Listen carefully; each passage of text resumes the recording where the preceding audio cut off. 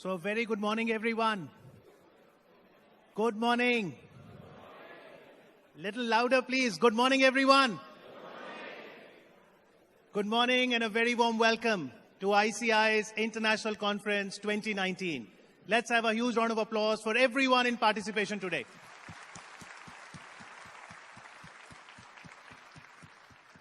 It's a beautiful Friday morning, 6th of December.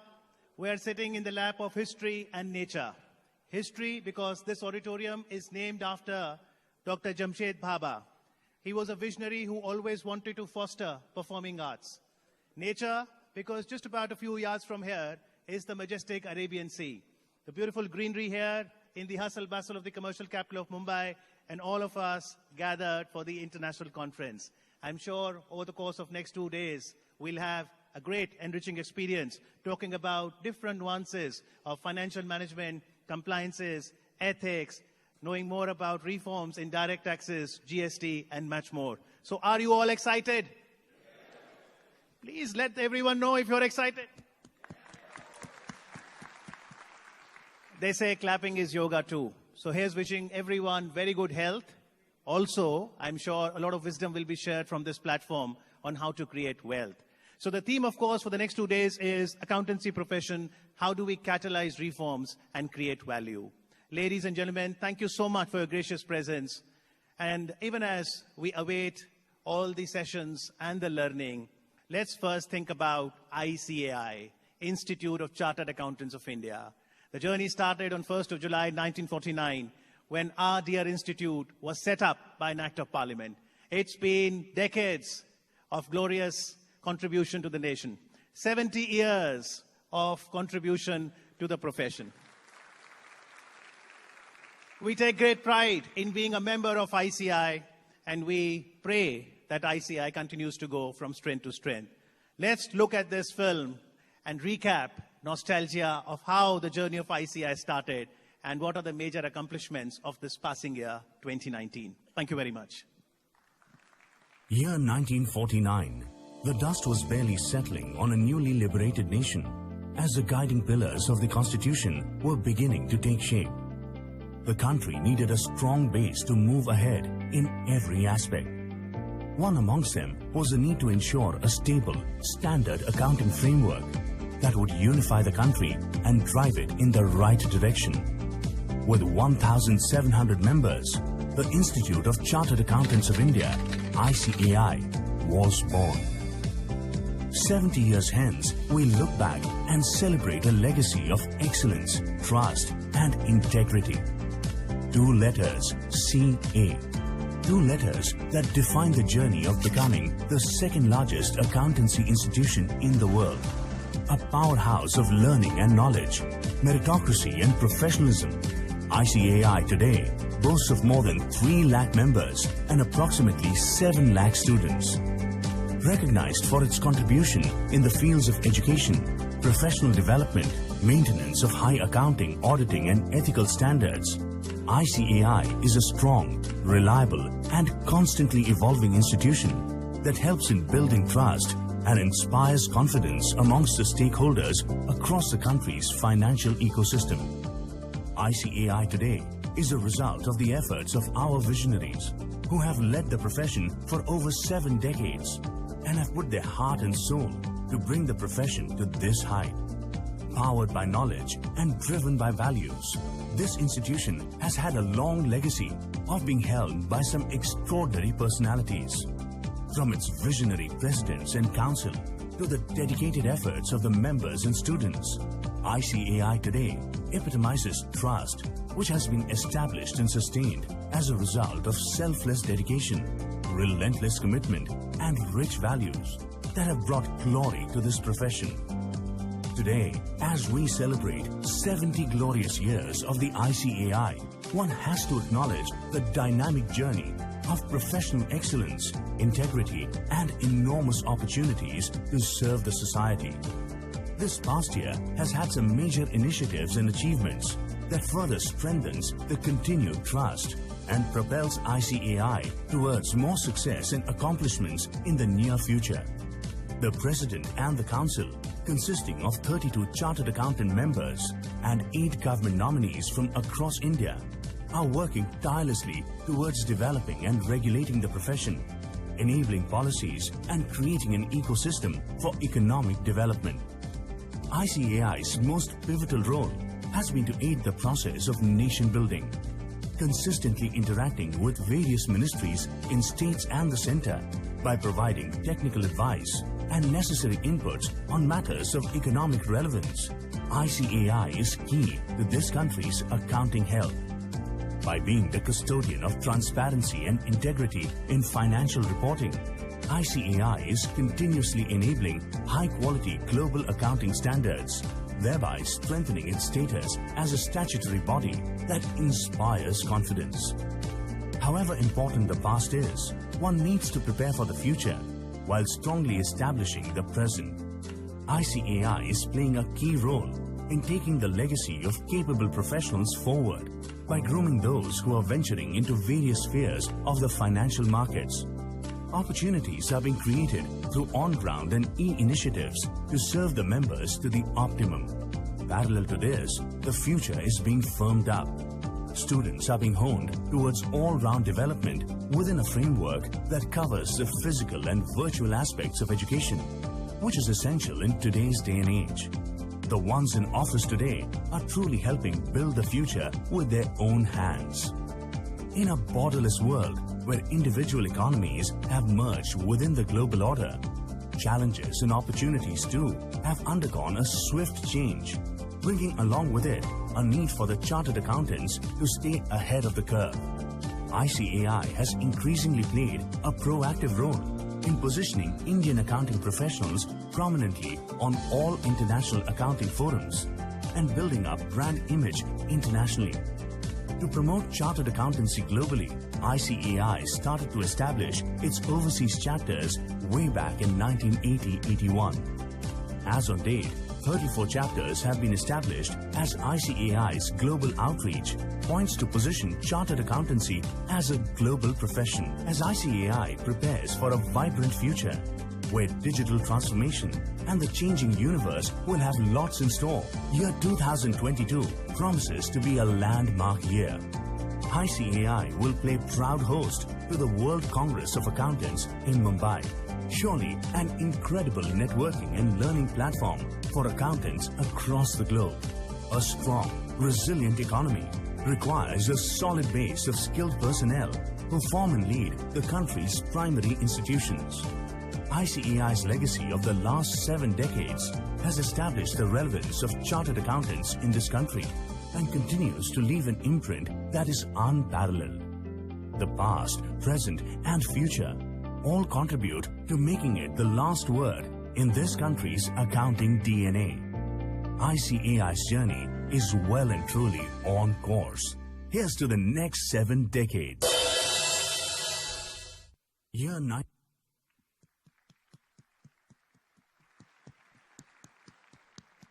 Congratulations, ICAI.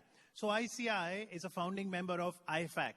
IFAC is International Federation of Accountants, and we're extremely glad that today, in the first session that is on the theme Accountancy Profession, Catalyzing Reforms, Creating Values, we have with us Mr. Ellen Johnson, Deputy President, IFAC. Can I invite the distinguished guest of honor to please join us on stage? I'll also like to invite CA TN Manoharan ji to please come on the stage, past President ICAI. Good morning, sir. Thank you for your presence. Good morning, sir. I often ask Mr. Manoharan, what's the reason for this smile? He tells me his wife is a dentist. CA Prafulla, President ICAI. CA Atul Kumar Gupta ji, Honorable Vice President ICAI. Shri Rakesh Sehgal ji, Acting Secretary ICAI. And we like to invite Priti Savla ji, Chairperson WIRC of ICAI. As is the tradition, let's begin with the lamp lighting ceremony first. Can I request all the dignitaries to please light the lamp so that we can start the International Conference 2019 on an auspicious note.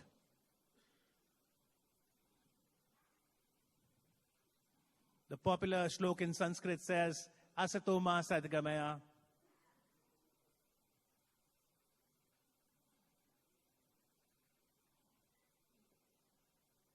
Tamso ma jyotirgamaya. May this light illuminate our lives.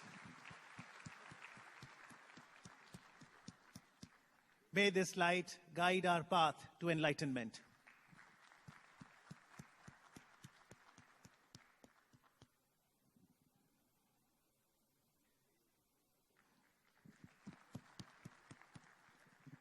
May this light create positive energy here in National Center for Performing Arts, and we go back very enriched with lots of learning. Thank you everyone for doing the honors.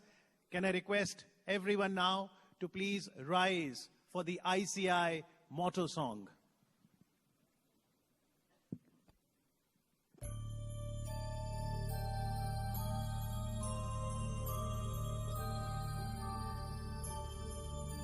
Yaesha sukteshu jagrati Yaesha sukteshu jagrati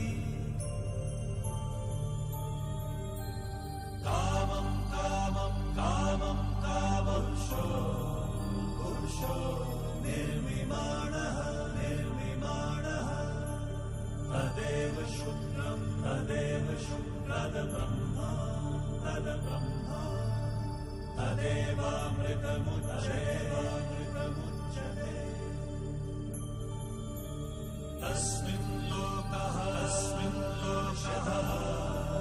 shataha Sarve taduna yadi kashjan Etadvaita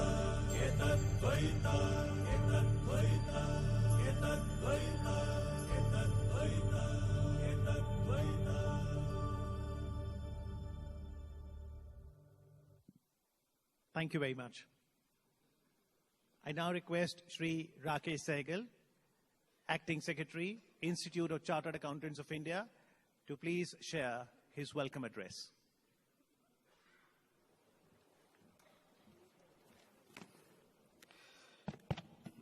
Mr. Alan Johnson, Deputy President, International Federation of Accountants, Padma Shri CA T.N. Manoharan, Guest of Honor, CA Prafulla Chhajed, President ICAI, CA Atul Gupta, Vice President ICAI, members of the Central Council of ICAI, past Presidents ICAI, Ms. Fiona Wilkinson, President, Institute of Chartered Accountants of England and Wales, Regional Council members ICAI, members of the profession from across the globe, our friends from media, ladies and gentlemen, very warm welcome to all of you to this historic occasion. ICAI International Conference has come to become one of the most important forums for the professionals from across the accountancy world to come together and benefit from the expertise and experience of each other. The International Conference theme, Catalyzing Reforms and Creating Values, symbolizes with the transformational era manifested by technological disruptions and resultant innovations which have changed the landscape of the business ecosystem. The power of an idea and data virtually leading to fourth industrial revolution with technology affecting the governments, businesses and civil society is leading to an era of virtualism. The newer mutations of business structures moving from business to business or business to customer to formulations such as government to business or customer to business or customer to customer has resulted in newer generation of entrepreneurs in conventional as well as neo segments of goods and services. What has not changed is the role which the accountancy profession is to bring in the emerging radical context and upholding the rationale for which it exists. Accountancy from time immemorial has come to be seen as the gatekeeper for public interest, for promoting financial integrity and efficiency, and thus creating better environments for the citizens through building of trust in reporting and assurance supply chains and bringing all-around development. Development is all about holistic transformations which integrate well-being to transforming societies. The ICAI in its last 7 decades of existence has worked to come and sustain better governance through focusing on resilience and integrity of systems. Against this backdrop, the international conference during the 2 days will address the issues of trust, relevance, and sustainability, for brainstorming on larger context of accountancy profession towards market integrity, consumer protection, and sustainability. The response to this year's international conference has been tremendous, and we are indeed thankful to our chief guest for the session and extend our hearty welcome to Mr. Alan Johnson, Deputy President IFAC, for bringing forth the international perspective on multidimensional role of the accountancy profession. A warm welcome is also extended to Padma Shri CA Manoharan, Guest of Honor, Visionary ICAI Leadership, CA Prafulla Chhajed, CA Atul Gupta, Vice President ICAI. I also welcome the members from the Central Council of ICAI, galaxy of past presidents, regional council members, members of the profession from across the globe for attending the events as delegates. Also, our friends from media and the sponsor deserve a big welcome. We are looking forward for an excellent exchange of ideas, concepts, networking, and viewpoints. Thank you, one and all. Thank you.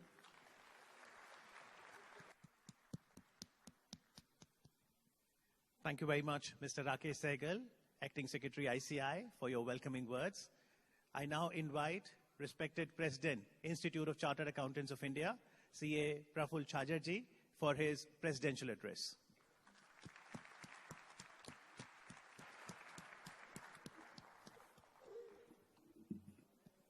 Very good morning, distinguished members on the dais, our global leader, Deputy President of the IFAC, Alan, who came all the way especially for this conference, our respected past President, Padma Shri Manoharan sir, my dear friend and the Vice President of the Institute of Chartered Accountants of India, Atul Gupta, Chairman of the region, Priti Savla, Mr. Rakesh Sehgal, of the dais, respected past presidents, respected all my colleagues in the Central Council, respected government nominees in the Central Council, respected government nominees on the disciplinary committees, respected guests from other professional institutions, respected seniors, dear friends, friends from media. I feel deeply honored and have great pleasure in welcoming each one of you in this beautiful city of Mumbai. Friends, as all of you know, I am from the city of Mumbai. I started my journey way back in the year 2000 as a small regional council member. It is the love of this western region and the city of Mumbai that today I am standing tall in front of you as the President of the Institute of Chartered Accountants of India. And I will lifetime oblige to each one of you for supporting not only to Mr. Prafulla Chhajed, but the entire ICAI. And along with my team of the Central Council members, 24/7, we are trying our best with the support of the Regional Council branches, 164 branches spread across the India, 34 international chapters, that we can serve the profession, especially members and students across the globe in our best possible manner. Friends, for last 70 years, our members have always been eager and ready to update their knowledge and skills to remain updated with the dynamic environment. This conference is no exception. Your response was so overwhelming that registration for this conference had to be closed 20 days in advance. And I'm really sorry for that. I had to say no to many of my friends also, but there was no option because hall has limited capacity. I'm happy to see the delegates from all across the globe attending this conference.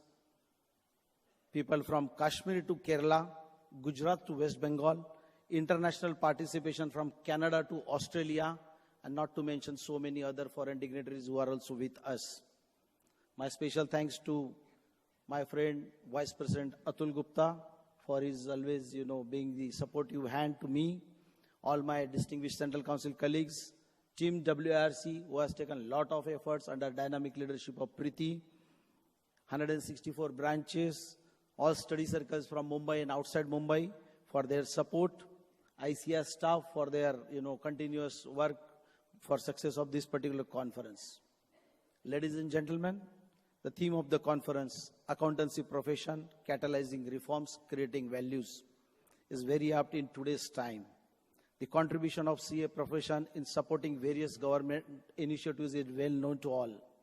We are evolved from the profession of accounting and auditing to complete business solution provider, meeting the expectations of various stakeholders, including the government, recognizing our contribution to the society and to the nation. Honorable past President of the country, respected Dr. APJ Abdul Kalam, has rightly described ICAI as partner in nation building. Friends, this conference is taking place at a time when government initiatives and reforms are laying foundation for our vibrant economy, targeted to grow about $5 trillion economy by 2024. Over the next 2 days, we will have the opportunity of higher learning and knowledge enrichment on crucial matters concerning our profession at large. Special thanks to all our distinguished speakers and panelists from all across the globe for sparing their valuable time with us.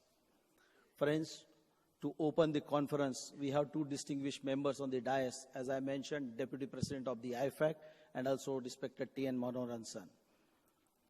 Mr. Alan Johnson, Deputy President of the IFAC, is a soft-spoken, ever-smiling, and a great visionary leader who has responsibility to take forward the profession in about 130 countries. We welcome you, sir, to the city of Mumbai and to the India. Thanks to IFAC, I'm happy to share that for the first time in the history of the ICAI, we are going to host the prestigious IFAC event, World Congress of Accountants, in the year 2022, which is like the Olympics of accountants, and we are expecting about 10,000 people to attend this particular conference from all across the globe. Respected Manoharan Sahab has been a guiding force to the entire profession, and even today for this inaugural session when he will give the keynote address, we will be benefited immensely. Friends, just now we saw the video, and next 2 days our efforts are there, and thanks to all my Central Council colleagues who have opted and who suggested to me not to keep the lengthy speeches and all those things, and probably for the first time in the international conference, no CCM member will be sitting on the dais. Many thanks to all of them. Our entire effort was that to give the maximum time to the speakers. Only CCMs will be coming and handing over the memento, and this is the sea change that we are trying to give it back to the profession, coming to the ever expectations. This entire year, not only my elected Central Council colleagues, but including the government nominees, have been so supportive to me and for the cause of the profession that hardly there are any matters which are pending before the council for the consideration, and all credit goes to the team of Central Council members. Friends, as we are seen in the already seen in the AV, I don't want to repeat many things. Only one or two things which I feel are really, really important that we will do. Very soon the council has already taken a decision to open our own office in the Kashmir and Ladakh. We have also taken a decision of waiving 75% of our education fee to the students from Kashmir, Ladakh, and also northeastern states, so that not only we are relevant to ourselves, but also we are to the nation as a whole, we will be relevant.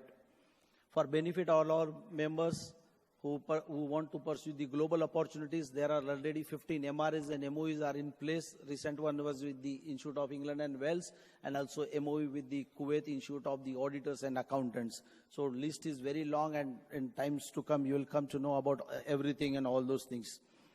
Friends, students are also very important to and near and dear to all of us, and we have taken so many initiatives for betterment of the students, including the digital evaluation of the examination papers. So, now no more we are sending the papers, and most of the papers are now being digitally evaluated, and all those things are happening as far as the students are there. ICAI is also contributing on the global level at the IFAC, SAPA, CAPA, and all our many distinguished council colleagues and other members are participating into various forums. One important thing which you all are witnessing, the mainly practicing chartered accountants and the user of our certifications, we also started this year with the concept of UDIN, Unique Document Identification Number. And I think many times we as the chartered accountant used to feel that somebody using my fake signature or my fake rubber stamp and they are signing something which is not being signed by the chartered accountant. To curb these particular practices, now we have the UDIN, and I'm happy to share more than about 75 lakhs UDIN numbers have already been generated. That speaks the volume of the profession. Future is also in e-learning. Taking that particular initiative, ICAI, we are starting the one digital learning hub where so many videos, audios will be there, and members can sit and look at their convenience, all these videos, and also gain the experience. To give the members, the council has already passed that 20% of structured CP one can do on via e-learning mode. And to kickstart this particular conference from today onwards, now this conference, because as we are not able to accommodate many of the participants, now we are doing the live streaming of this entire thing, and the people sitting at their home can also understand. There will be certain few questions that they have to answer. Based on successful answering those questions, members will be getting about 4 CP hours sitting at their home and their offices. So this is the, again, ICAI is trying to do in digital era. Also, newer opportunities in terms of insolvency, RVOs and other things.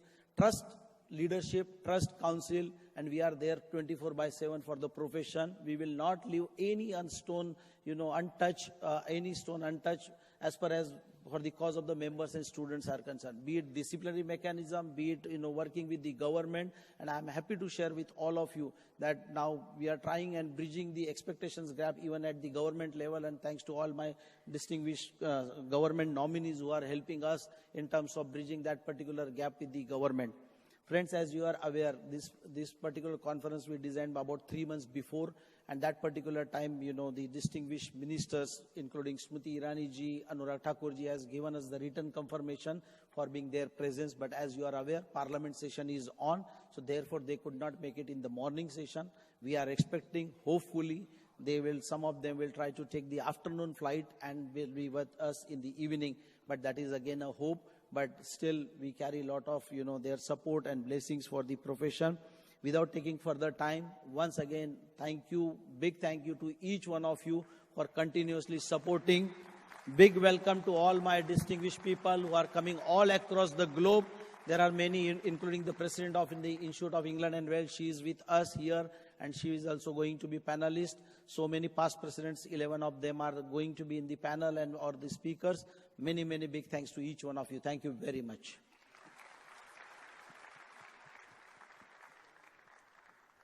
Thank you very much, President Sir, for an enlightening presidential address. It almost gives me goosebumps that we are in Mumbai right now in December 2019, and look at this pamphlet that tells me more about World Congress of Accountants, and look at the dates also. So just about under 3 years, and Mumbai will be hosting, ICAI will be the proud host for World Congress of Accountants. Thank you, IFAC, for granting that to India. Thank you very much. So I'm sure as the delegates entered this beautiful premises of National Center for Performing Arts this morning, and as you got yourself registered, you would have got the backgrounder material as well that carries a lot of articles on the theme, Accountancy Profession, Catalyzing Reforms, Creating Values. Make sure you read those articles. And as you step forward after registration, there are 2 stalls by ICAI. The first one depicts World Congress of Accountants. Make sure you click a selfie so that there can be more awareness about that event when it happens in 2022. And the second stall is about ICAI publications. So through the day, when the speakers will be enlightening us on different aspects of the theme, I'm sure out of curiosity, you'll have a lot of questions. Like President Sir mentioned, there has been an e-initiative. We welcome your questions. For that, you need to know more about ICE, initiative of ICAI. In the mail that was sent to delegates, we had shared the event code 96116. So if you log on to ICE, which is Integrated CPE Enabler, ice.icai.org, you will get to the session name. You can write the event code and share any questions that you have for the speakers. Let me now invite the first speaker who would enlighten us more on the theme. Please welcome CA T.N. Manoharan ji. Past President, Institute of Chartered Accountants of India, an eminent author who's written several books.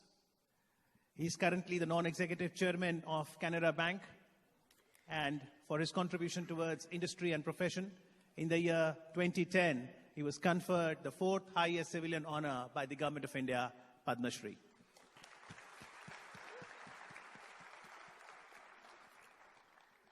Mr. Alan Johnson, Deputy President IFAC, our beloved President CA Prafulla Chhajed, beloved Vice President Atul Kumar Gupta, WIRC Chairperson Priti Savla, Rakesh, Sehgal, Acting Secretary of ICAI, illustrious past presidents, elected members to the Council of ICAI, regional council members, my beloved colleagues from the overseas chapters who have come all the way to attend this international conference, officers of the ICAI, friends from media,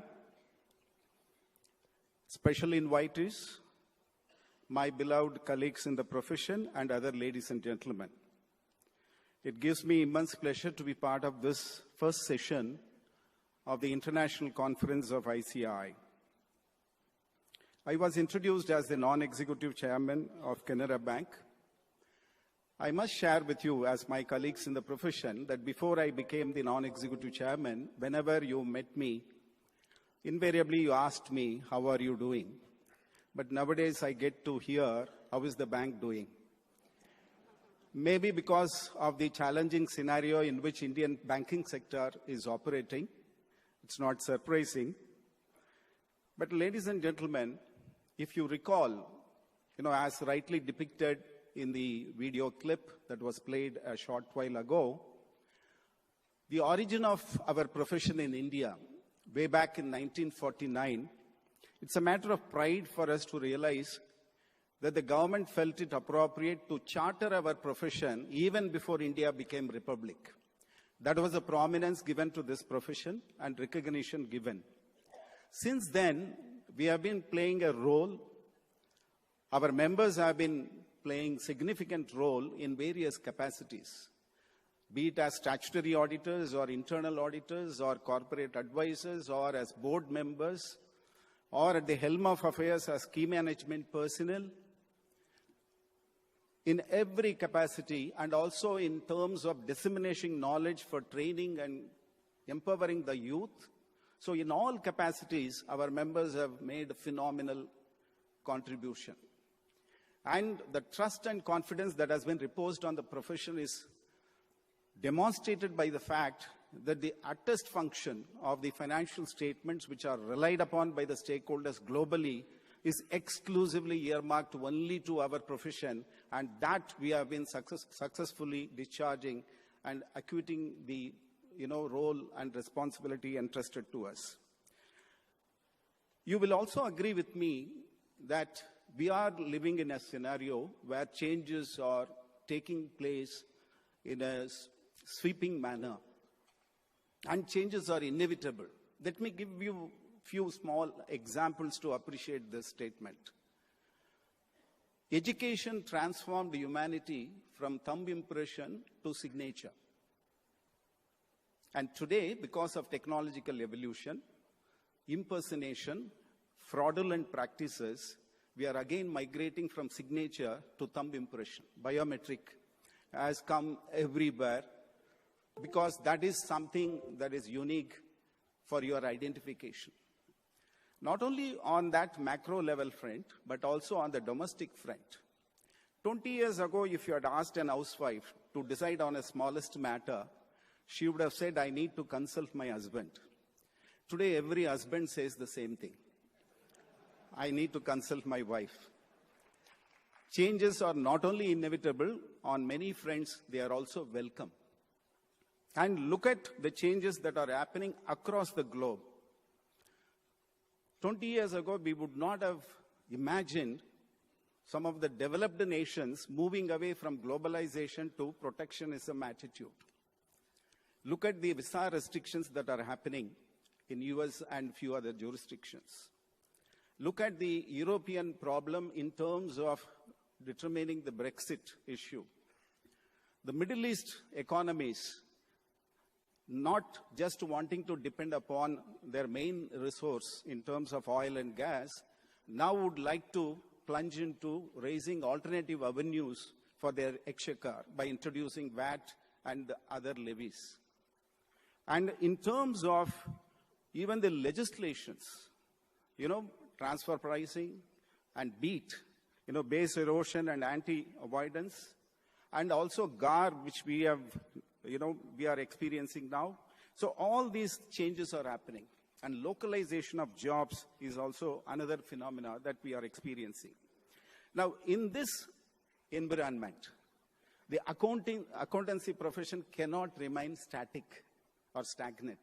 And therefore, rightly so, ICAI, if you trace back the history in the last few decades, have moved towards many reforms. They have catalyzed reforms both internally and externally. Internally, the reforms that we have done is that we have adapted IFRS in the form of Ind AS. Even our standards on auditing are in parlance with the global assurance standards.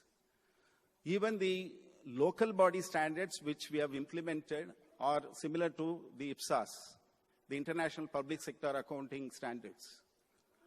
And the Council, I'm given to understand, has now adopted the IFAC Code of Ethics, Ethical Standards, which will come into vogue from July 2020. And therefore, even on the ethical front, we are at par with the global standards. Curriculum is being reviewed periodically so that, the expectations of the stakeholders and more particularly the industry is met. We have experienced a scenario where it was a job-driven growth of the Indian economy. We also have experienced a phase where it was jobless growth of the economy. And now we are experiencing job loss growth economy. Not just because of the change in the business models, but also because of the digital disruption, artificial intelligence, cloud computing, automation, blockchain technology, and all these things in the form of IoT, making many of the jobs which were hitherto done manually redundant. So if today somebody is losing a job, it need not necessarily because of his incompetence or non-performance. It may be because that job is no longer existing in the organization. So we have to make our students not just employable. We have to make our students straight away deployable. Because industry is not even willing to wait for grooming, training the professionals. There is no concept of bench being counted as a workforce. So the gap between recruitment and deployability should be the least or minimum. So in that scenario, I'm happy and confident that whatever ICAI is doing under successive leadership in reorienting the curriculum and adding the peripheral requirements of the student qualifying in terms of GMCS or ITT training, whatnot, they are all making them not only employable, but also deployable. So in that sense, I think we can trace back the history with a sense of pride and celebration. Now coming to the current challenging environment, ICAI has to coexist with the regulatory mechanism that has been introduced in terms of NFRA, and the profession has been in the midst of many of the corporate frauds and corporate failures, starting with Satyam, which appeared to be an isolated instance at that point of time, followed by PNB Nirav Modi and subsequently IL&FS and DHFL. So all these things have put the profession under scanner.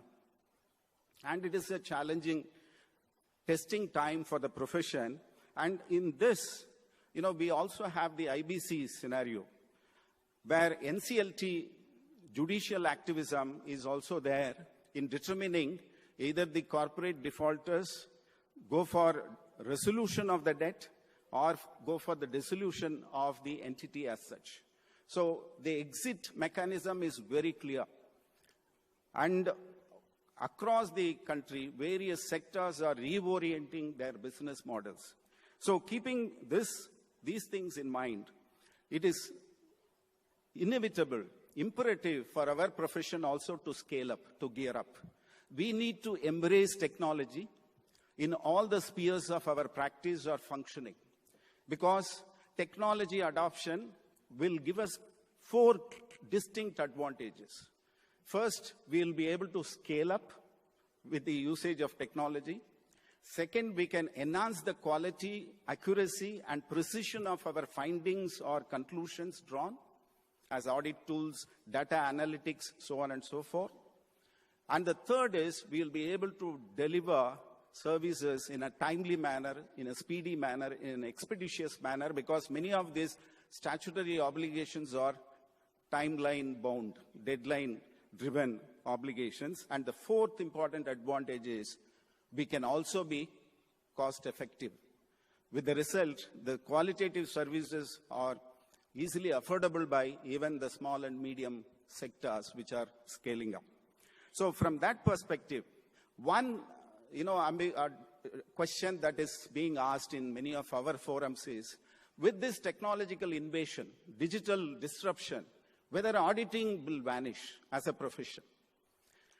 Maybe, my esteemed colleagues, the routine functions of accounting, all those things can be usurped by the automation process. But I strongly believe this function of core competent function of this profession, auditing per se, whether digitalization, automation or not, it will continue to sustain and it will enable us to contribute, because the professional skepticism which we are supposed to exercise all through our audit, the professional judgment which we are expected to make with lot amount of common sense cannot be replaced by machines. So tools and gadgets can supplement our profession. They cannot substitute our profession. So this is the thought process I would like to share on this occasion, because our relevance as auditing profession will remain forever. Now moving on to the role that our profession can play in terms of catalyzing the reforms is, one sphere that has already been happening is the governance reforms. You will appreciate, ladies and gentlemen, that in the governance mechanism prevalent in the country, right from the promoters to the board of directors, to statutory auditors, audit committee, internal auditors, key management personnel, in all these spheres, one profession, one limb of this governance which can hold independence and express an opinion against the organization, against the management which engages us, is the auditing profession, is the profession of accountancy. That independence is only securing us the trust and faith from the regulators as well as from the government. So if only we can play this role diligently and confidently with no fear or favor, I think this profession will always stay relevant. In the recent past, one disturbing factor that has come to our knowledge is in 2018, there were numerous resignations from the position as statutory auditors. The positive side of those resignations is that it gave a clear signal to the corporate world and also to the society that we are here not to compromise on our values and principles in reporting or attesting. We will stick to our standards and we will not dilute for the sake of securing the assignment or completing the assignment. That was a positive message that emanated out of this. But at the same time, looking inwardly from the profession's point of view, if these kind of too many resignations happen, what message that can come? I mean, if the percentage of resignations keep increasing, what message can go to the government, stakeholders and regulators? Will it give an element of doubt? whether this profession is shying away from its responsibility or running away from its responsibility. Maybe, a firm is resigning because it doesn't want to put its reputation at stake. But if the same thing happens in larger volume, maybe we are putting the entire reputation of the profession itself at stake or risk. Therefore, we have to strike a balance. And that's why ICAI came out with a guidance note on resignation of auditors. Immediately, proactively, they have come out on the norms, the situations, and the precautions that needs to be taken care of. And SEBI also has come out with a circular on resignation as to how the auditor has to handle that kind of a situation. And from my perspective, on a holistic basis, if I can say, I think resignation should be the last resort for our profession. And we should be able to have the courage of conviction to carry on our mission and then issue the report, conduct the review or the audit and issue the report with or without modification as the case may justify, and exercise our prudent judgment on what should be matters of emphasis, what should be the key audit matters that need to be identified and audited and reported. And at the same time, if we are modifying the report, should it be in the nature of a qualified report? Should it be in the nature of an adverse report? Should it be even in the nature of a disclaimer report? All that we need to take a call and decide on a case-to-case basis. But under no circumstances, we should succumb to any pressure. And if it is fully justified as a last resort, we should not hesitate to resign and demonstrate or withdraw from the engagement as the law may permit. So that is as far as the governance aspect. My dear friends, if you look at where India is going and how it is going to dominate in the global scenario, we seem to have a very bright future. But in synchronization with that, what is that ICAI as way forward can do? I have a few thoughts to share on those specific things before talking about the macro level growth trajectory of India itself. One of the things that comes to my mind is, India has always been driven by service sector growth. We have focused more on service sector growth. And that is why, the contribution to GDP is as high as 57% from service sector. But unfortunately, the sector which contributes as high as 57% has only 25% of the workforce attached to it. The manufacturing sector, which contributes 27%, has hardly 22% of the workforce. Agricultural sector, which contributes about 16%, has as high as 53%. In fact, it was more than 60%, thanks to the government's initiative of Make in India. The percentage, the imbalance in the workforce is getting shifted. And the way forward to Indian economic growth is to focus more on manufacturing sector than on service sector. And when this happens, two things are bound to happen. One, why China has been successful in elevating its poverty and reduced the gap between the rich and poor, because they focused on the manufacturing sector, and therefore the prosperity percolated down to the working class, to the masses, and their purchase power went up. Whereas in India, because we were service sector driven, the prosperity stayed at the creamy layer of the society, did not percolate down to the masses, and therefore we have not succeeded in alleviating poverty at the pace at which China could do it. If we focus on manufacturing sector and to some extent improvising the way in which the agricultural is carried on in India, I'm sure that the gap between the rich and poor will reduce and the poverty alleviation will be faster, and the economy will propel its growth. Incidentally, taking clue from this, our profession also has to empower itself, reorient itself in assisting, guiding, facilitating this drive towards making the economy manufacturing-centric economy, make in India economy. And in that one thought process, out-of-the-box thinking, it may not be palatable to some, but, ideas whose time has come, nobody can stop.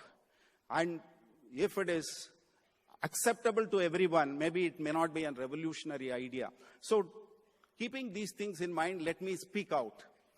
Today, we seem to have a sister profession, Institute of Cost Accounting, Management and Cost Accountants of India. Now, as the manufacturing sector is going to gear up, the contribution of GDP by manufacturing sector is going to increase. Why should there be an unhealthy competition between chartered accountancy profession and cost accountancy profession? After all, their strength is very minuscule compared to our strength of 3,14,000 members.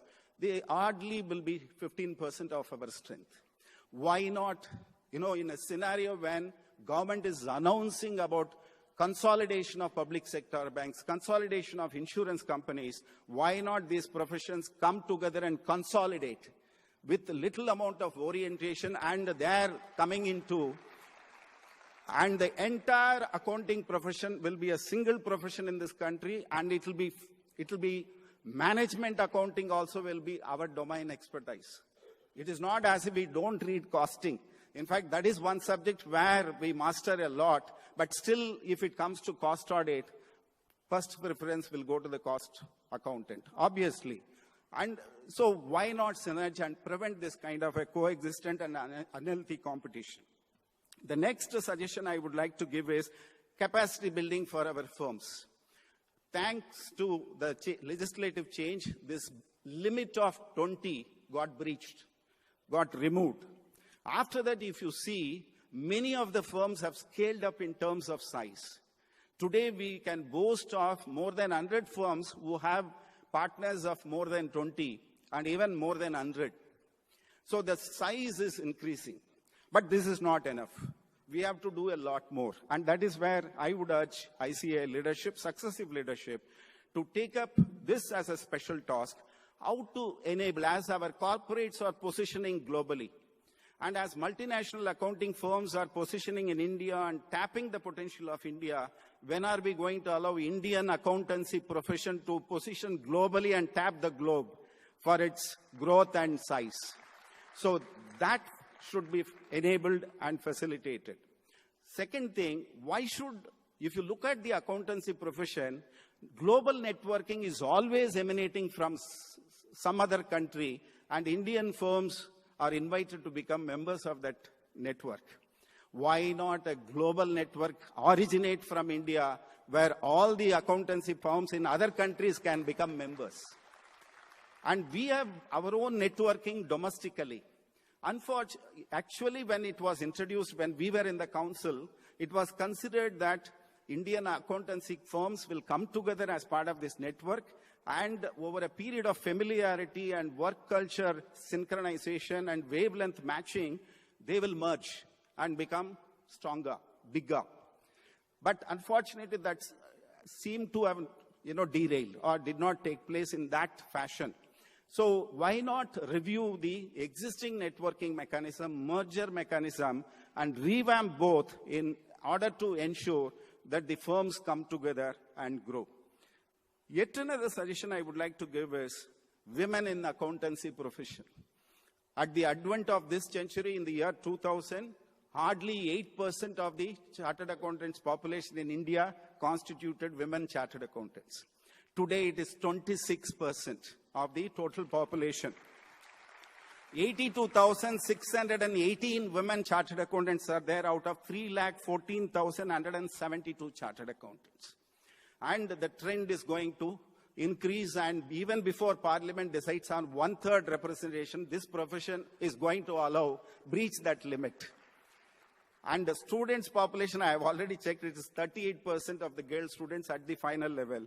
So therefore, it is already breached at that level. And yet another point for assimilation is thought processes. World is slowly moving towards from financial reporting to triple bottom line reporting. Accountancy profession of the future will not just be required to certify the financials, it will also be required to certify the social aspects of the corporate operations, the environmental parameters of the corporate operations. Social aspect, it's not just a CSR. CSR is a minuscule aspect of the entire social aspect. Similarly, environment, these two are going to be challenging because while financial parameters are easy to measure and audit and review, social and environment is going to pose challenges. We have to gear up and do a lot of research and come out with guidelines proactively and let it be a recommendatory phase where industries themselves will opt to engage us for this purpose. Moving to the next one, financial services sector is undergoing phenomenal change. That is one sector where you find a lot of scandals, divergence of funds and whatnot. RBI, Reserve Bank of India, on 29th of May, issued a notification constituting a task force. The task force objective is, to study the best practices across the globe in terms of secondary market for corporate loans and make recommendations to the Reserve Bank of India so that in India, we can form and establish and regulate a secondary market for corporate loans. Today, India has secondary market for equity. India has secondary market for bonds.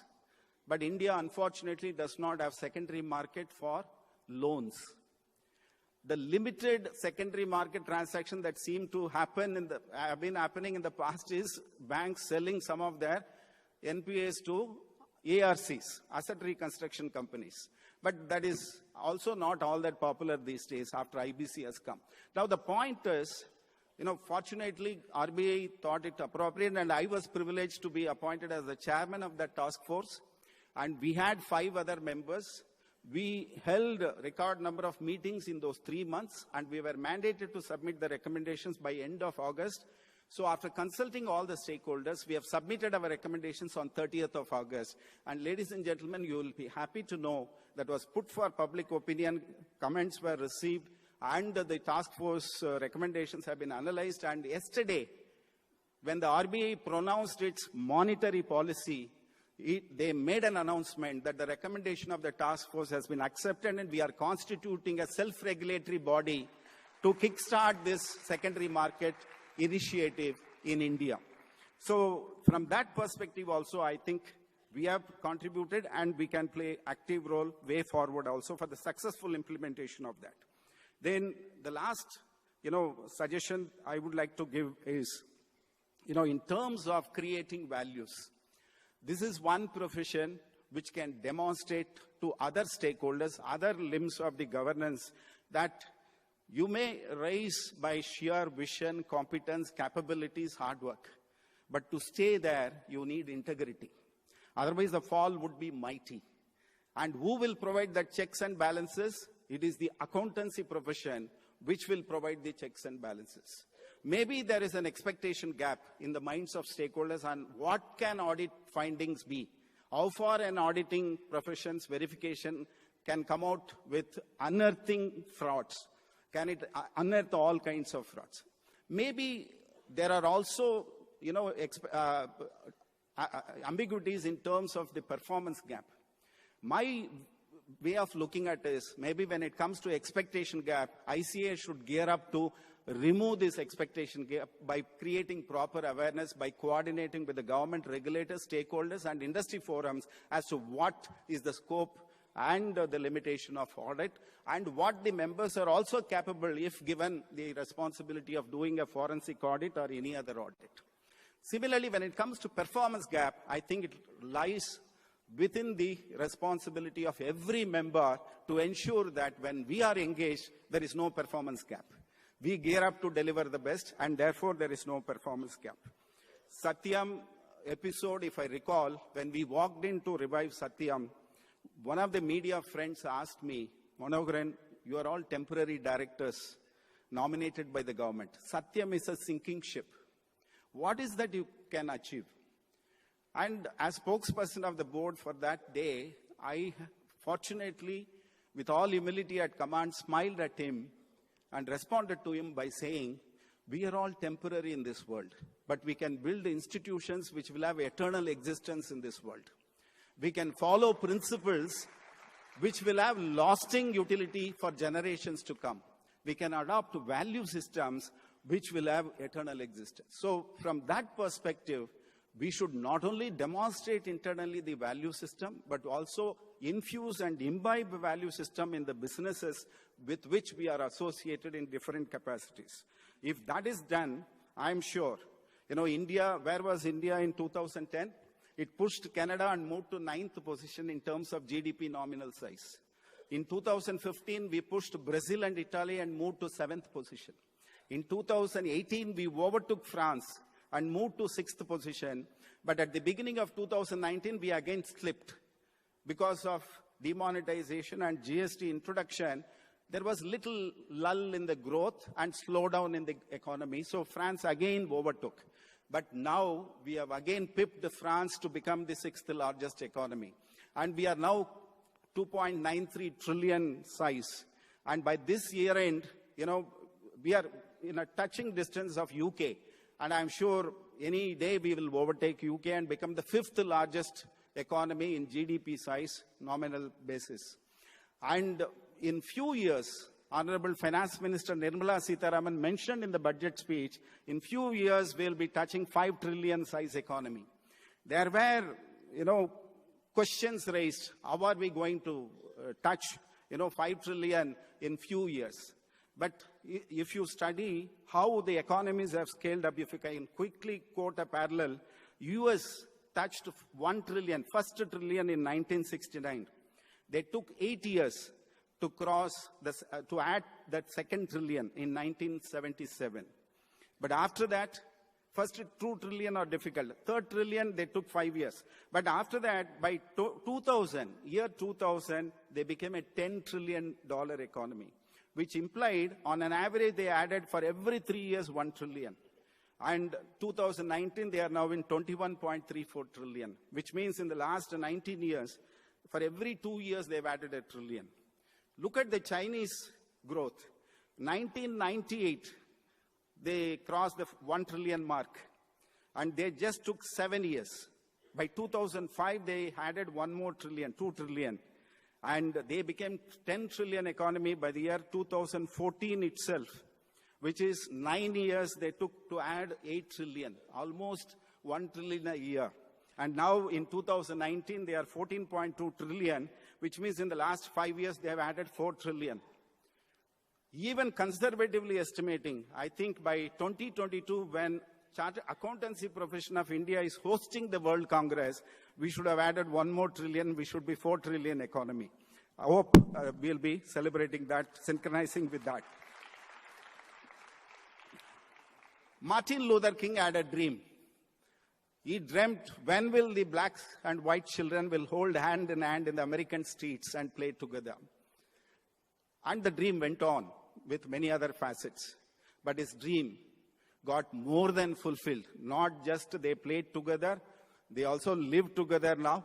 And they also have voting powers together. And an American-born African became the president of America. So the dream got fulfilled beyond his own imagination. I am no Martin Luther King. I'm just an ordinary citizen of this country, a member of the proud member of the Accountancy Profession of India.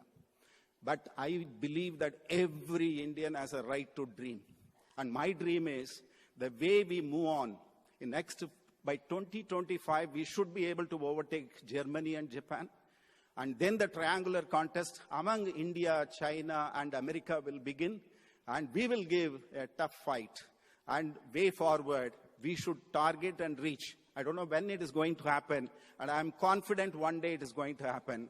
1 rupee will be equivalent to $1 US. And that should be our focus, and we will make it happen.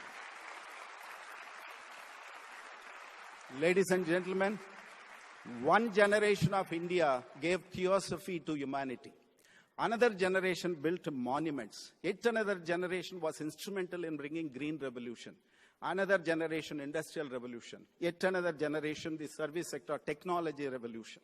What is going to be the contribution of this present generation? I think this present generation should contribute to and bring about a moral revolution of probity in public life. And who else other than the accountancy profession can make it happen? Which other profession can claim so much of proximity with the economy of this country? And therefore, let us contribute and bring about this revolution and participate, partake, and partner in the nation building. And to the President, Vice President, and successive leadership, from the past President's angle, I would like to reassure, we are there. Friends, we are there. You know, I'm just reminded of when I completed law qualification. I completed both law and CA, but for the passion of my affinity to CA profession, I started practicing as a chartered accountant. But when I completed law, one senior advocate offered felicitation to us. The kind of courage he gave us in that talk while welcoming us to the profession is still green in my mind. And this is how he concluded his speech. He said, "My dear young friends, there is nothing to worry in this world. There are only two possibilities. Either you are well or you are not well. If you are well, there is nothing to worry. If you are not well, there are only two possibilities. Either you get well or you die. If you get well, there is nothing to worry. But if you die, there are only two possibilities in this world. Either you go to heaven or you go to hell. If you go to heaven, there is nothing to worry. If you go to hell," he paused for a while and said, "Even then there is nothing to worry because all the senior advocates will be there to receive you."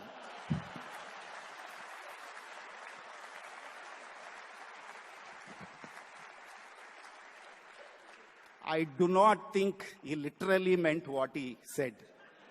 The message was loud and clear. Whether in a positivity or adversity or in the worst situation, senior members will be there to handle the junior members. We will be there even in hell with you. And that is what I would like to say to the President, Vice President. We are here. Thank you very much. All the very best.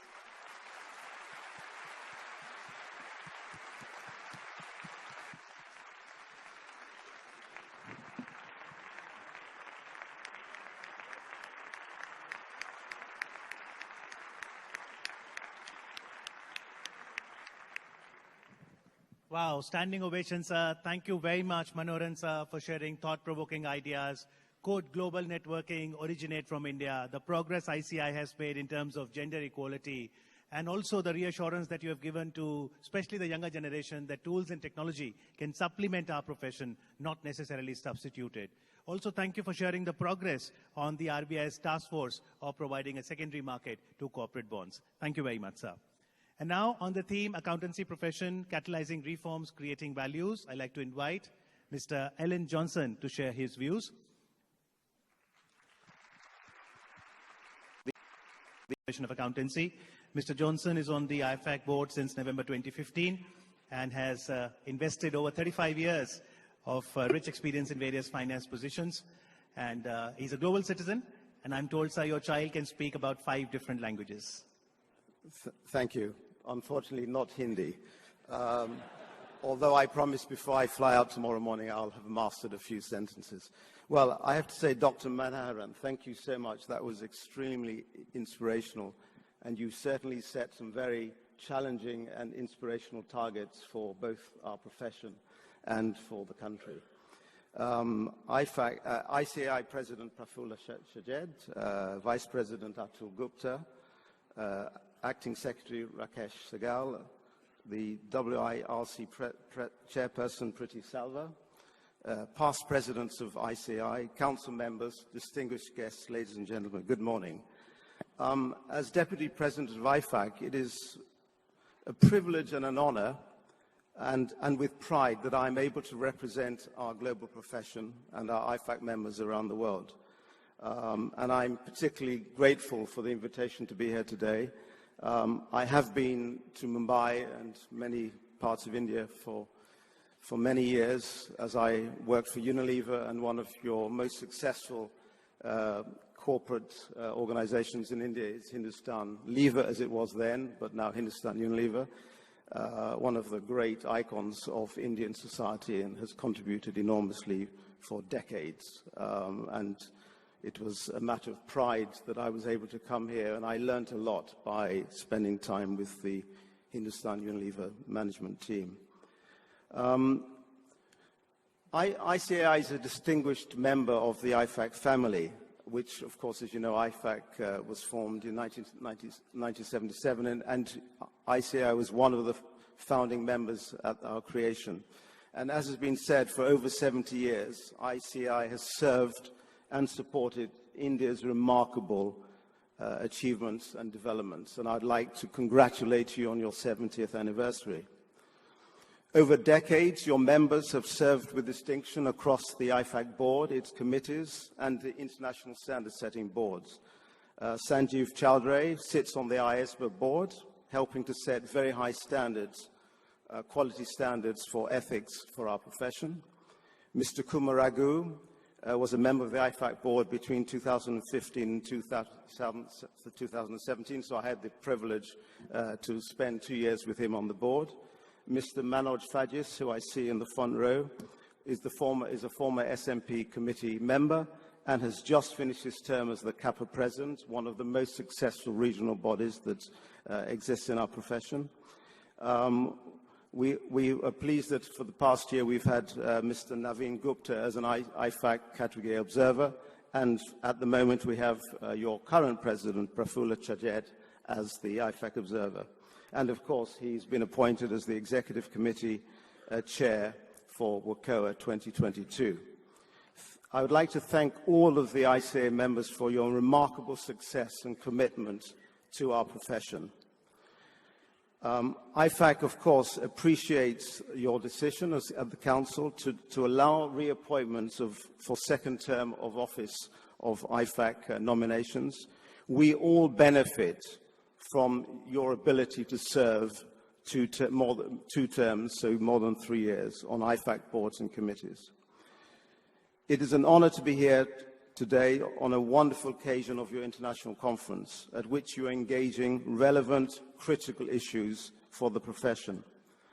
And the presence of Joy Thomas, who I see sitting in the 3rd row on my right, and Fiona Wilkinson, who is sitting on this somewhere, was 3rd row on my left, my fellow IFAC board members, Russell Guthrie, who sits on the front there, and Gary Plufrath, who are senior executives of IFAC and CPA Australia, respectively. The fact that they're here today demonstrates the importance of your institute to IFAC and to our global profession, so thank you very much for being here. The vibrancy of India and your contribution to our profession makes ICAI the perfect choice to host the 2022 World Congress of Accountants. And we're all greatly looking forward to what will no doubt be an inspirational global event. And hopefully, from what I've heard, we will also be able to celebrate 4 trillion of India's economy.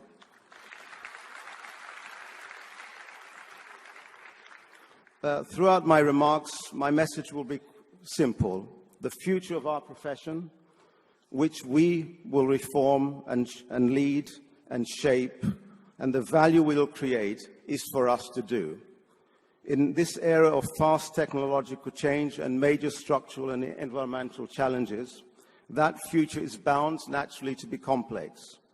Now is the time for us to think deeply about the opportunities and challenges ahead, and to chart the course for our future. So to begin, I will reflect on technology and the future fitness of our profession.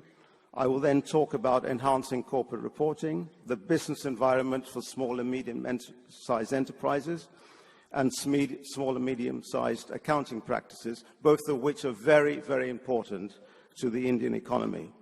I'll talk about audit quality and the ecosystem for corporate governance, standards for audit, accounting and ethics, fraud and corruption, public sector accounting, and last and certainly not least, trust.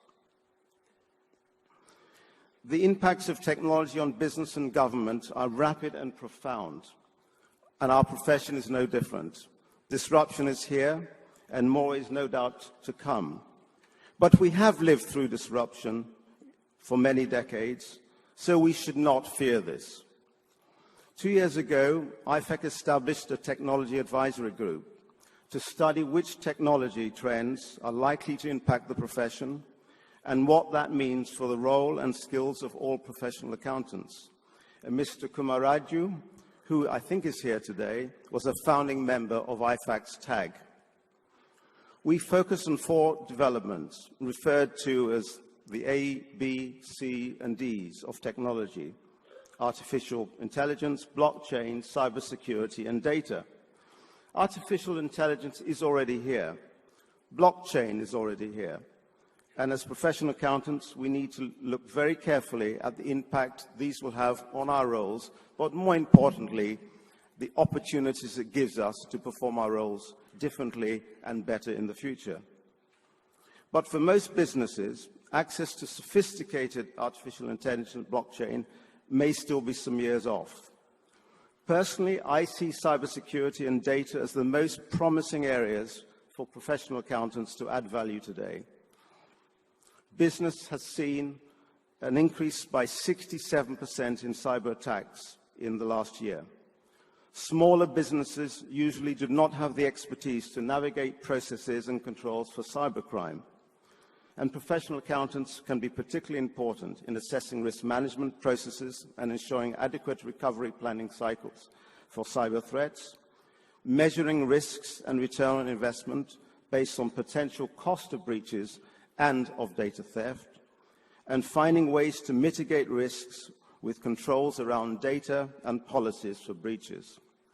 And as for data, as accountants, we are all well versed in core financial reporting principles of relevance, reliability, completeness, and accuracy. With a strong foundation in principles of what contributes to value, accountants can lead the way to ensure that data is subject to a strong governance framework, and that we can carve out space for us as dynamic, future-ready advisors to be able to help businesses achieve better value from data. Professional accountancy organizations need to prepare individual accountants for the future through their learning and continuing education programs to master new skills. And to the ABCD, I would like to add E for ethics. And I'll talk more about ethics later, as our profession has a critical role to ensure that all the new tools, processes, and technologies that businesses adopt and use are employed ethically. IFAC sees 7 emerging roles for accountants. First, the co-pilot. The co-pilot leads strategically, facilitates change, and influences people and decisions. Second, the navigator. Navigators steer an organization towards value creation and sustained profitability by providing actionable insights. The brand protector. We manage the organization and its reputation through stewardship of tangible and intangible assets and financial and non-financial performance. Fourth, the storyteller. Storytellers enlighten all stakeholders on the organization's narrative, how it creates value over time, and the opportunities and, of course, the challenges it faces. Fifth, the digital and technology enabler. Drive business to use data to make decisions and to grow sustainably. The process and control experts drive efficient and effective end-to-end processes and workflows across an organization. And finally, seventh, the trusted professional. We challenge the organization with professional objectivity, and we live the ethical principles of professional accountancy. The Code of Ethics for Professional Accountants, produced by ESBA and facilitated by IFAC, is the gold standard for these principles. But I would like to highlight another essential element of the future of the professional accountancy. How do we attract the next generation? Because talking about future roles does not do much good if we have no one to fill them. If we want young people to become professional accountants, we need to make a good case. And by the way, we do have a good case. More than ever, professional accountants are leading on climate action. Globally, IFAC has identified 8 Sustainable Development Goals, or SDGs, in which the profession can have a profound impact. Greta Thunberg, the 16-year-old Swede that you've heard about, no doubt, As she said, she's just one of millions who passionately believe in taking climate action.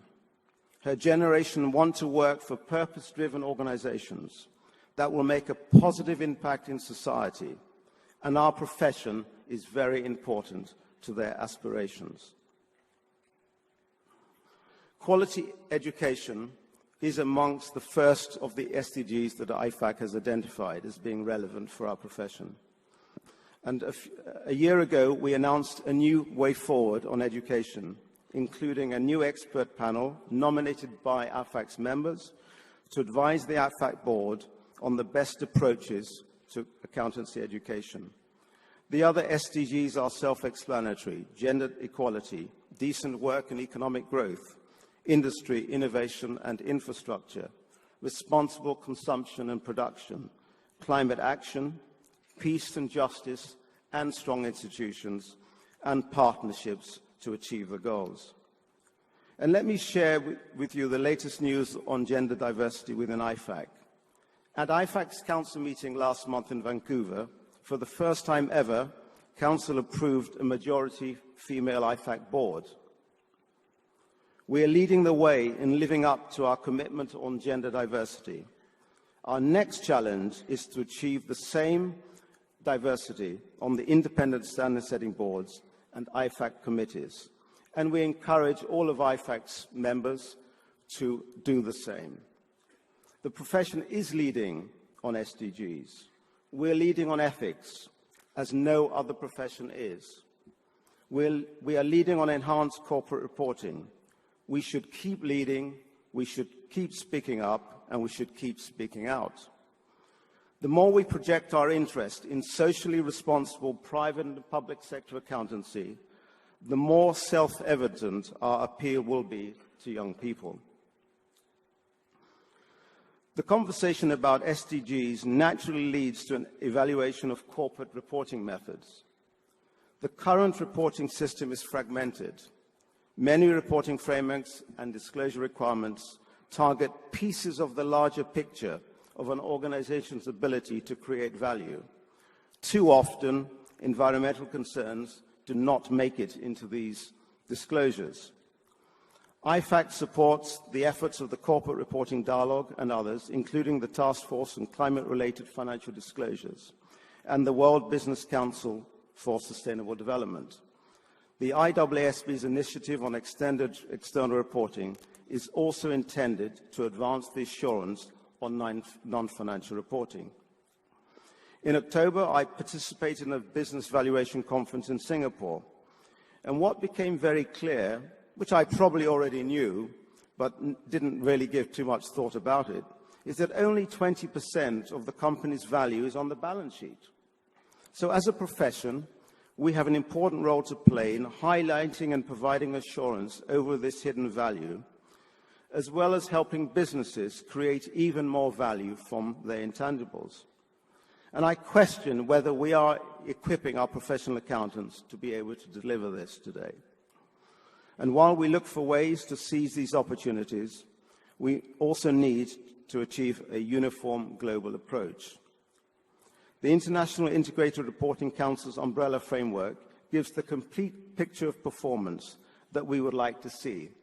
Integrated reporting enables companies of all sizes and in all sectors and their stakeholders to focus on factors that are relevant to long-term value creation through governance, strategy, and business models. And integrated reporting enables integrated thinking, which fosters organizational change focused on the broader, longer-term value creation. IFAC supports the efforts of the IASB to update its guidance on its management commentary practice statement, which is intended to be compatible with various regulations, frameworks, and initiatives, such as integrated reporting. But there is no one-size-fits-all framework for advanced reporting. Integrated reporting is a great way forward, but small firms may find it difficult to meet all of its benchmarks. Of course, at the other end of the spectrum, very large firms might find that an integrated report should not necessarily be their only reporting method. Let me now turn to making audit and assurance standards more applicable to small and medium-sized companies. We know that smaller entities make a contribution to the global economy. This is especially true in Asia, and certainly no less so in India. Interestingly, most global audits are actually audits of SMEs. And SMEs do not operate in isolation. Large corporations everywhere rely on the extended supply chain of SMEs. Large corporations would not survive without strong SMEs. And working with SMEs presents an excellent opportunity for our profession to grow its footprint in the entire global economy. And the application of international auditing standards, or ISAs, to less complex entities is now a topic of lively conversation. The ISSB, supported by IFAC, launched a survey on audits of less complex entities to better understand the challenges small practices face as they apply ISAs in audits of less complex entities. We recognize the urgency of this issue, and an open mind is clearly required to help those auditing smaller and less complex entities, whilst, of course, observing robust audit standards. And I think the saying goes something like, an audit is an audit. Of course, audit more broadly is a hot topic. The profession's eyes are clearly on the United Kingdom and on the Bryden Review. The situation today may feel similar, almost cyclical. A large company fails, jobs are lost, shareholder value is destroyed, and that familiar cry, where were the auditors? As a profession, we must continue to respond to public inquiries with openness and in the spirit of collaboration. Where audits have failed, we must learn from them. But, as Sir Bryden said in October, we should not reach for a shotgun aimed at auditors every time there is a corporate problem. He went on to say, it is not the auditors that cause companies to fail. That is the result of actions of directors. IFIA's 2018 report showed a decrease in findings, and overall audit quality is improving. Therefore, it is a sign that we are trending in the right direction. But we cannot be complacent about our progress. Auditors will always be judged on the 0.01% of cases that may go wrong, sadly, not on the 99.99% that go right, and that is unlikely to change. So we should expand the discussion. We must be precise about how and why failures happen, because corporate governance happens in an ecosystem. Much of it is internal to an organization and independent of external auditors. As has been said by Dr. Manoharan, directors, audit committees, executives, managers, preparers, internal auditors, all of them can give, or sometimes fail to give, the right guidance or input at some time in the reporting process. Clearly, we all know the three lines of defense in the reporting process: management and other internal controls, risk management and compliance functions, and internal auditors. The external auditors are therefore the fourth line of defense. And all participants in this ecosystem bear responsibility for delivering accurate financial statements. Directors have a fiduciary responsibility to act in the best interest of shareholders, but I would go even further and say they must act in the best interest of all stakeholders, not just shareholders. They only do so when they ensure that those charged with governance have the expertise to do that job well. Preparers need to be well trained. Internal auditors need to work in a culture of real independence. And overseeing this, of course, are the regulators. And external auditors can only work with what they are given, but they are often judged unfairly by a range of broad outcomes regardless. But the expectations gap does not help, and I've heard one of your pleas is that we've got to close that gap. Although audits are often taken to be an assertion about future performance, or indeed a presumption about the future viability of a company, They cannot and are not meant necessarily to do this. The expectations gap does not absolve boards of their ultimate responsibility for good governance, but it does sometimes obscure that role. So it is important when we consider addressing these gaps in the expectations placed on auditors, which might require broader changes, including a more rigorous approach to management's accountability for reporting. We will, of course, have to wait to see the outcome from the Biden review, which obviously is limited to the UK, but his recommendations are likely to have broad ramifications well beyond the United Kingdom. So we should all think about what we should be doing to strengthen governance.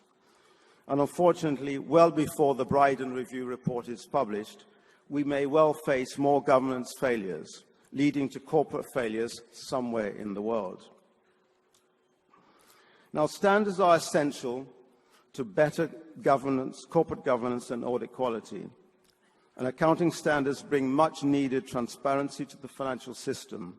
They directly underpin our economies and the sustainability of economic development. IFAC's starting perspective is that harmonized international audit and assurance standards are essential in a globalized business environment, but only where they have been consistently and widely adopted and implemented. So within its remit, the IASB is doing its best to address advances in technology and complexity in external reporting. And the IASB likewise is tracking new ethical challenges. As ever with audit challenges, the only way to resolve them effectively is to engage with all stakeholders in the audit ecosystem. These standards cannot be solved alone. These issues, cannot be solved alone by changes in the standards. And you all understand the importance of standards, and we need your insights to develop high-quality, globally relevant standards for ethics, audit, and indeed for the public sector. And professional accountancy organizations such as ICAI should strive to influence key stakeholders to move from passively adopting standards to actively transforming standard setting, adoption and implementation. And ICAI's voice, insights and recommendations are clearly critical. I would like to give a call to action about regulation, and it is indeed tied to the global standard setting process. Across the world, especially since the global financial crisis, jurisdictions have introduced regulations that affect our profession. Unfortunately, they have not always been developed in concert, and this is leading to costly regulatory fragmentation. Our research shows that fragmentation costs the global economy, and therefore citizens, more than $780 billion a year. This is huge compared to the value our profession contributes to the global economy, which we assess at about $550 billion. And such fragmentation introduces even more risk to the financial system. So we must do everything possible to minimize fragmentation. And this is where international standard setting is key. Collaboration and transparency in international rule setting will be essential to strengthen the financial system. So we urge regulators and policymakers to place the utmost priority on cooperation and collaboration. And IFAC's member bodies can play a leadership role on this. I would now like to turn to an important intersection of issues: fraud and corruption, public sector accounting, and trust. Transparent, responsive, and accountable institutions are vital to improving the lives and implementing a sustainable development agenda all across the world. Fraud and corruption challenge these institutions and the well-being of the people that they are meant to serve, and they are impediments to economic growth, costing the global economy more than $2 trillion every year, or some 3% of global GDP. And we do know that a strong accountancy profession is correlated with lower levels of fraud and corruption, and therefore higher levels of economic growth. Sadly, those that are affected by the ravages of fraud and corruption are often the poorest in society. Clearly, fraud and corruption are issues of ethical behavior, and one of IFAC's top priorities is promoting ethics and integrity of professional accountants. And our commitment to ethics as part of our public interest mandate distinguishes our profession and helps us navigate current and emerging issues. And I would like to return to the International Code of Ethics for Professional Accountants, because the code lays out 5 principles: integrity, objectivity, confidentiality, professional competence and due care, and professional behavior. And collective action to fight fraud and corruption must be a joint goal of governments, businesses, and civil society. And our profession clearly has a vital role to play. This collective action should include increasing transparency, committing to whistleblower protection, and creating formal mechanisms to fight financial crime, money laundering, bribery, and data breaches. And citizens, above all, see professional accountants as leaders in this fight. We must demonstrate to the public that we take our public interest mandate extremely seriously. And to say a little bit more about the importance of the public sector and public sector accounting. We know that our profession is critical in helping build a stronger, more resilient public sector, particularly, as I've just said, in the fight against corruption. And that role has never been more important than it is now. The level of public trust in government's ability to chart a course to a sustainable future is falling. But government touches our lives in so many ways. We want our kids, our grandchildren to go to good schools, drink clean water, have great medical care, and ultimately, of course, have rewarding jobs. And I want to stress public sector because it represents a large proportion of many economies. In many countries in Asia, state-owned enterprises are critical to economic development. So we as a profession have an important role to help governments adopt and implement public sector accounting standards. And as we confront fraud and corruption, we need to remember that trust building is key to these efforts and a key goal. The Edelman Trust Barometer, produced annually, shows that only about half of respondents trust businesses, NGOs, and governments. In part, this reflects the uneven fallout of economic reflects the fallout of the uneven distribution of economic benefits, particularly since the global financial crisis, which undermines the credibility of many pillars of society and the global economy. These are, however, important issues where the accountancy profession works with other stakeholders to build trust. One example is the tax conversation here in India. A G20 study, co-sponsored by IFAC, found that among all public and private sector stakeholders, professional accountants are the most trusted authorities in relation to tax systems, and nearly 75% of Indians express trust, whereas only 10% express distrust in our profession. The accounting profession in India has supported the country as it continues to grow and adapt to a global business environment. And you are taking the lead, and clearly you are prioritizing trust. In our practices, in our standards, in our advocacy, we not only set an example, but we must drive change. The current widespread adoption and implementation of international audit, assurance, and ethics standards demonstrates the current process that produces the standards are regarded as high quality and indeed credible. And to highlight one important development, the standards for non-compliance with laws and regulations, or NOCLA, a framework to guide professional accountants when they become aware of a potential illegal act committed by a client or by an employer.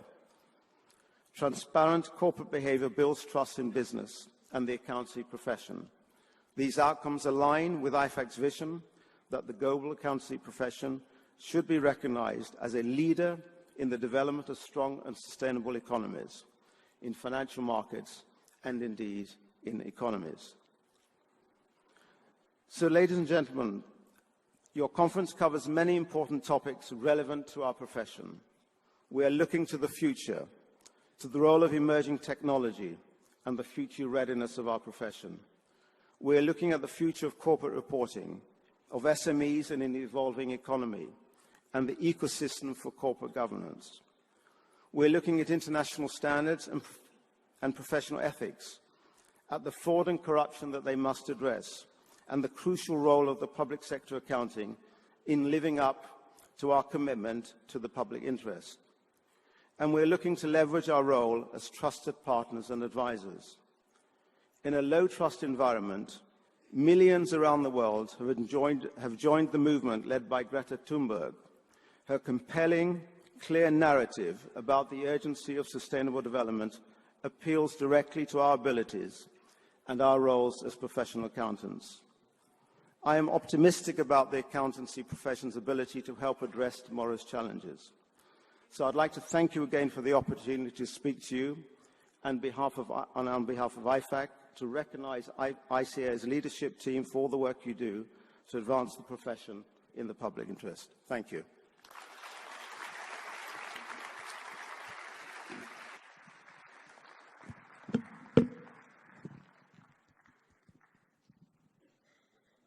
Thank you very much, Mr. Alan Johnson, for sharing your insights on the theme Accountancy Profession, Catalyzing Reforms, Creating Values. Like you shared the future roles for an accountancy professional, how do we get the next generation attracted to the profession, importance of the United Nations Sustainable Development Goals, particularly the 8 that you listed, directly linked with our profession. Also the importance of standards, ethics, probity, how do we fight fraud and ensure that we contribute to the development of the society. We've got a few questions coming from the floor. Once again, I'd like to remind that you can use the ice.ici.org website, use the event code 96116, and then you can access different sessions and put any questions for the speakers. Because we have the budget of time, we'll only take 1 or 2 questions. So can we flash the first question? And this is for CATN Manoharan ji. The first question for you, sir. What are the key drivers for upholding excellence and sustainability for the accountancy profession? Yeah, the hallmark of our profession is maintaining independence. So independence in our functioning, keeping arm's length distance, avoiding conflict of interest. These are all the ingredients of sustaining independence. And when we sustain independence, we also get the courage to express the opinion that we form. And that will uphold the excellence and sustainability of the accountancy profession. When we compromise values, it may look like in short run the growth is accelerated for us, but it is not sustainable.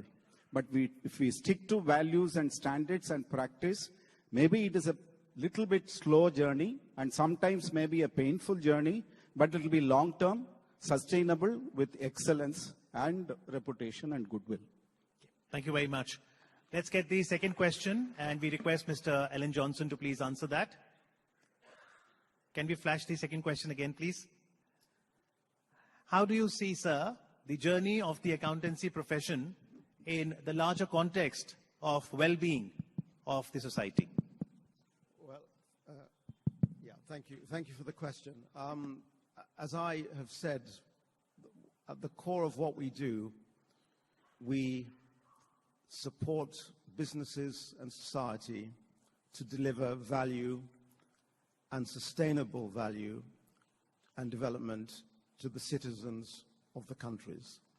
And when I look at my own profession as a professional accountant over 4 decades now, I've always felt that our profession is one of the, probably the only global profession that clearly supports society in making it a better place for the future.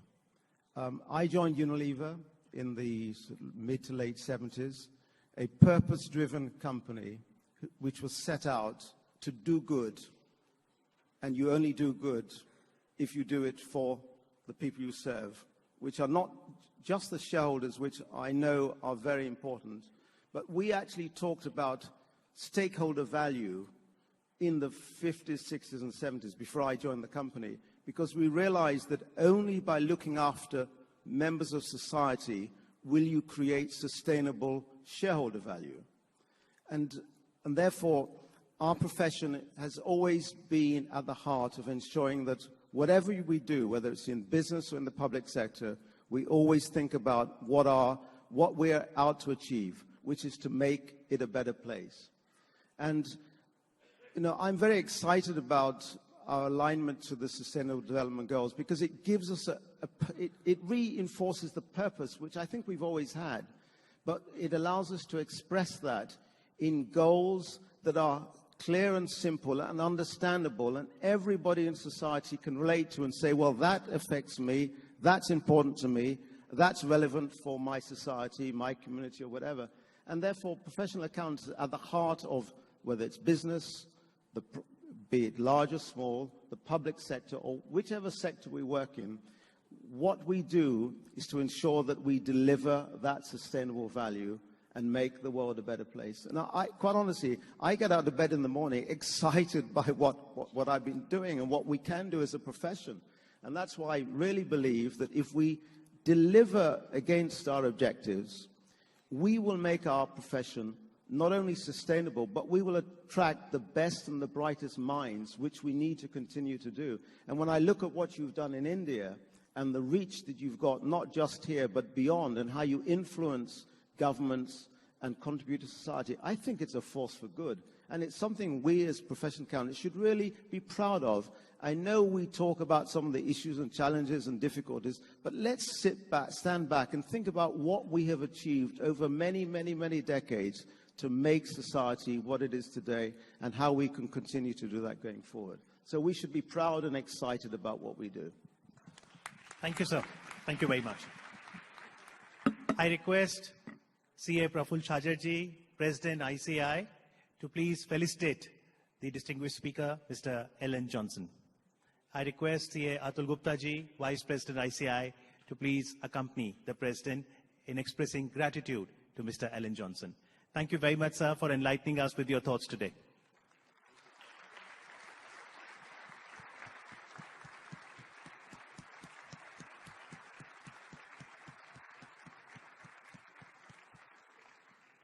Thank you. We'd like to say thank you to CATN Manoharan ji. May I request Priti Savla ji to please felicitate the distinguished speaker with a memento.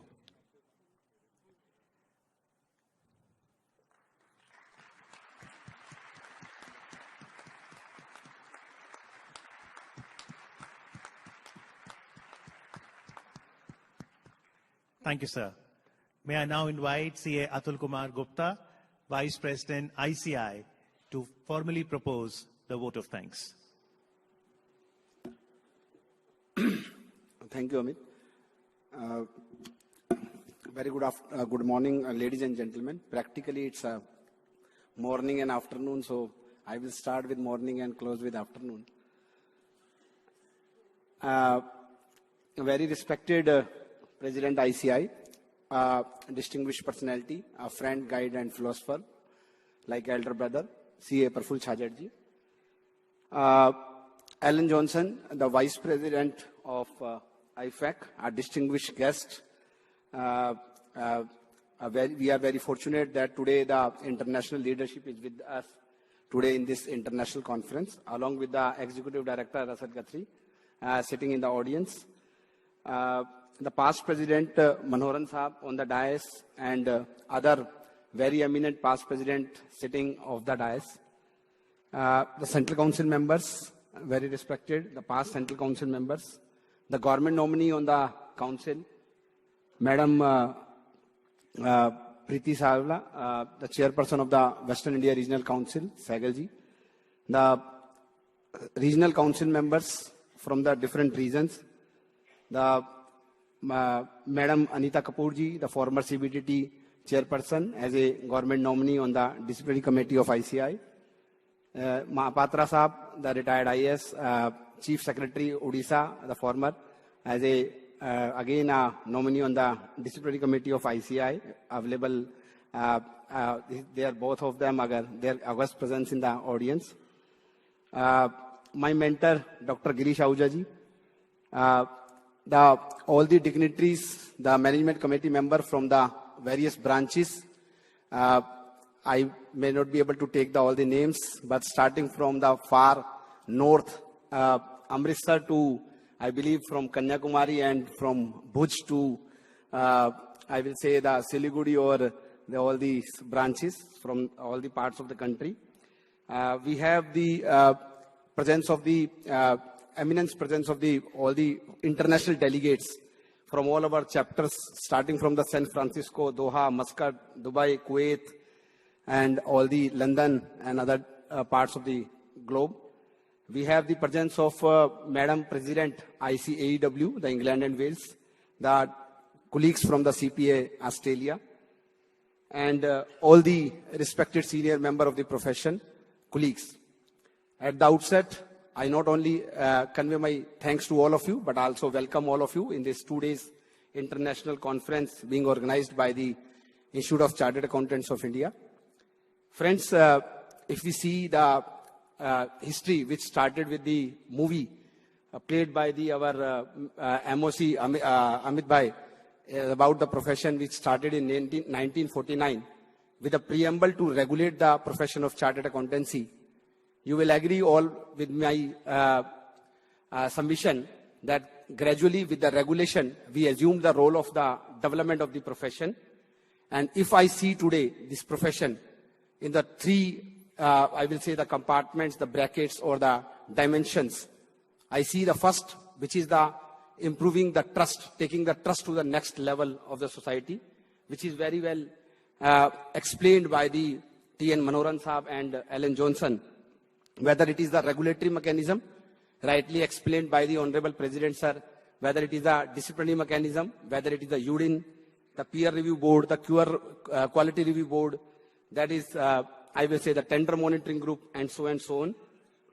Whether it is something about the reskilling of the profession to see the need of the society is being meant for, to remain relevant in the system, to provide the values which the Alan Johnson was talking about. I used to say that the chartered accountants are the financial army of the country, like our soldiers are protecting the borders for the common man.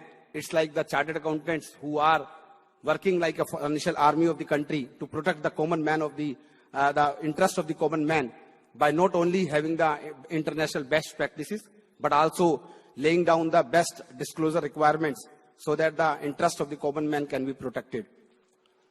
Friends, if I move towards the second dimension of the profession, I see this profession to see how we can develop this profession, how we can take this profession to the next level in the era when we have the delimitation of jurisdiction. Earlier there was the law which were having the limited jurisdiction related to India only. Today we have the GST, international taxation, IFRS, risk advisories, insolvency, which have no jurisdictions. Then how we are taking this profession to the next level? We have the new way of doing business.